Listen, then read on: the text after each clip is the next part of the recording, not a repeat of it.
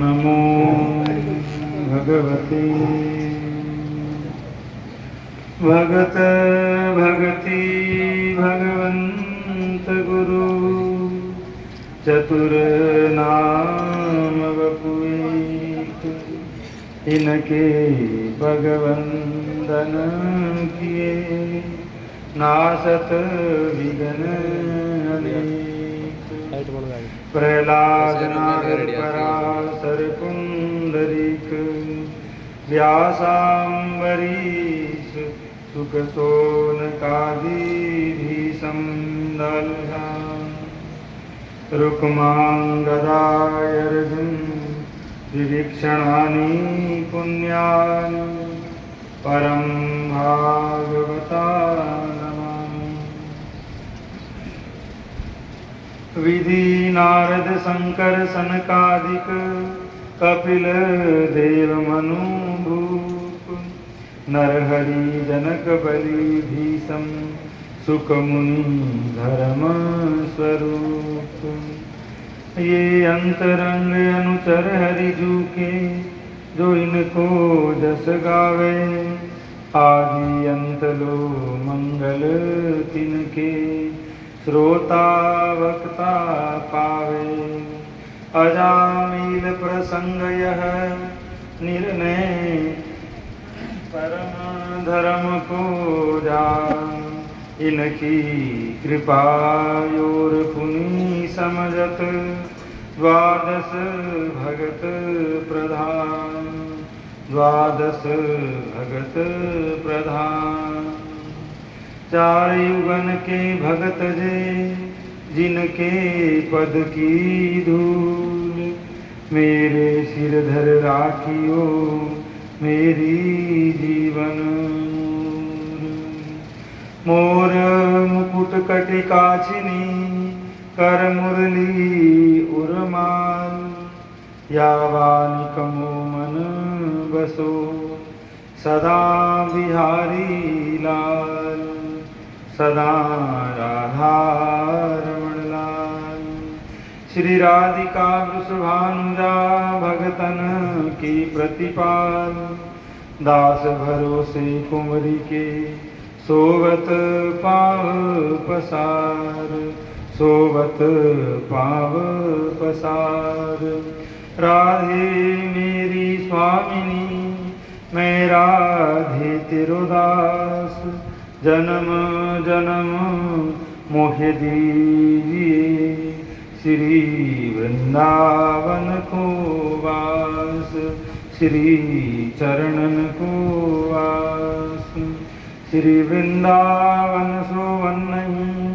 नंद गाँव सो गाँव बंसी वट सो वट नहीं श्री कृष्ण नाम सो नाम श्री कृष्ण नाम सो नाम कलयुग ने सर्वधर्म के द्वारे रोके आए वल्लभ खिड़की प्रेम की निकस जाय सो जाय निकस जाय सो जाय वागीसायस्य वदने लक्ष्मीर्यस्य च वक्षसि यस्यासते हृद्ये संवितं तं नरसिंहमहं भजे तं नरसिंहमहं भजे नारायणं नमस्कृत्य नरं चैव नरोत्तमं देवीं सरस्वतीं